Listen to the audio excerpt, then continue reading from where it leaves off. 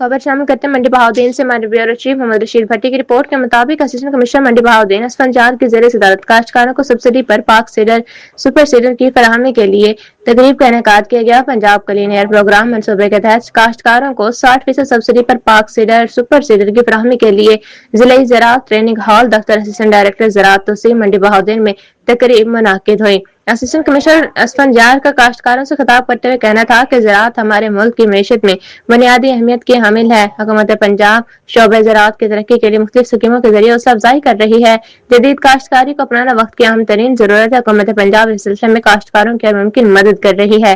Deputy director ज़राअत तहसील मोहम्मद अफजल ने गंदम की काश्त और धान के मिडों की बेहतर इंतजाम कारी के लिए पाक सीडर सुपर सीडर की अफादियत और अहमियत के बारे में तफसीली आगाह किया।